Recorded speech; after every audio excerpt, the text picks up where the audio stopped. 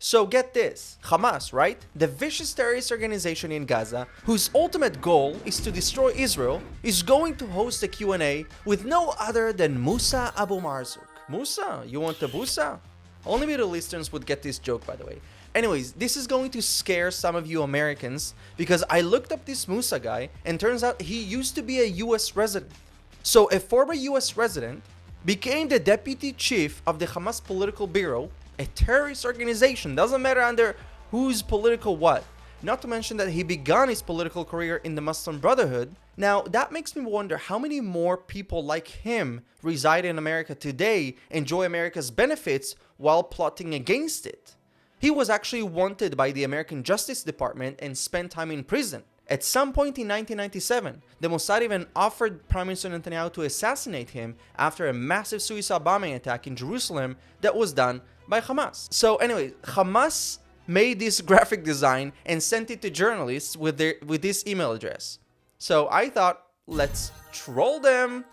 Dearest Musa. Perhaps darling? No, Musa. Let's keep it Musa. Musa, I'm writing to you from Jerusalem, the capital of Israel, with one question. When will Palestine be free? I'm dealing with a lot of BS. Why do you invest $3 million per one terror tunnel while families in Gaza earn an average of $300 a month? Anyways, if you want to write your own questions to them, here's their email address. A lot of things are happening in the Middle East these days. The number one thing is Iran. IAEA nuclear inspectors found out that Iran has enriched uranium to 84% purity. This means that they are 6% away from being able to build a nuclear bomb. 84% enriched uranium also kills the Iranian regime's lie that they only want a nuclear power plant. The Iranian authorities even admitted this report. So, this is very dramatic news because, as we remember, Prime Minister Netanyahu warned the UN several times and stated Israel's red line. And he stated that Israel will act freely and will do everything that's necessary in order to secure our future. On the same note, Israel's military raises its alertness and readiness, and Iran just recently revealed an underground Air Force base. They say that the best defense is offense. So, are we going to see this all-time war break out between Israel and Iran? I think that unless the world unites and takes action together with the Iranian people, I must say, to topple this evil regime, an actual conflict is inevitable and a matter of time. For now, Iran's aggression came in the shape of attacking an oil tanker owned by Israeli billionaire Eyal Ofer. The Israeli-owned ship was attacked by suicide drones in the Persian Gulf. The Israeli army conducted a rare operation in daylight in the Palestinian city of Nablus. The intel that the Israelis had was that there were Palestinian terrorists from the Lion's Den terror cell who planned an imminent terrorist attack against Israelis, and the only way to stop it was to stop them. The Israeli army actually asked the Palestinian Authority to arrest the terrorists, but they refused to do it, so the military entered Nablus to do it. The Israeli army ended up eliminating 10 terrorists. Mind you that it happened in a very densely populated city, and even though Palestinian terrorists love to use civilians as human shields, the Israelis managed to successfully eliminate the targets and get out of there without any casualties on our side. The Palestinian media, of course, how surprising, labeled it as the Nablus massacre, and the US Representative Rashida Tlaib immediately tweeted against Israel as usual. Rashida, here are some of the victims Israel eliminated in Nablus. For your information, they don't look very innocent to me. But I gotta say, I didn't see any tweet from her condemning Palestinian terrorism against Israeli civilians. I mean, heck, not even Israel. She didn't tweet in support of this Iranian schoolgirl who was beaten this week by an Islamist thug for not wearing hijab properly. Ramadan begins in the next month, And it looks like it's an opportunity for extremists to fuel more hatred and violence. 6 rockets were fired in the last 24 hours from Gaza into Israel.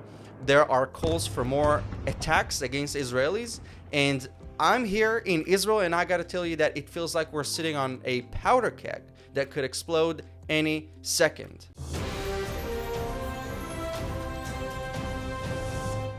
But I can't end without some good news, because if you take a closer look, there is so much more to the Middle East besides the Palestinian Authority and the Iranian regime that fuels 90% of problems in the Middle East. Oman has officially agreed to open its airspace to Israeli planes, a move that follows the decision of Saudi Arabia, who also opened its airspace to Israel, and that means that flights from India or to India are going to be shorter by 2 hours, making Israel a significant airspace center for flights going into Asia.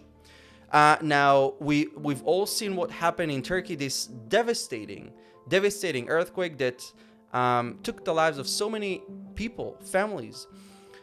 Israel sent, of course, a humanitarian delegation there to provide with aid and everything that's necessary.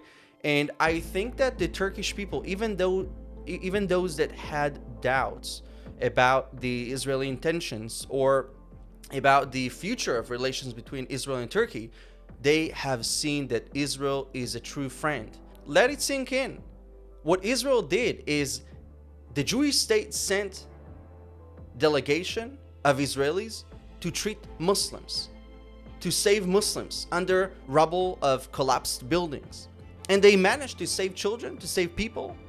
Israel saved Muslims. And I think that this is the greatest example of Israel's true intentions. We want to be in partnerships with our neighbors, to build friendships, and to not only be able to showcase our will and intentions during times of crisis, but to actually work together, day to day. I got countless of messages from Turkish people thanking me and on behalf of Turkey and thanking Israel.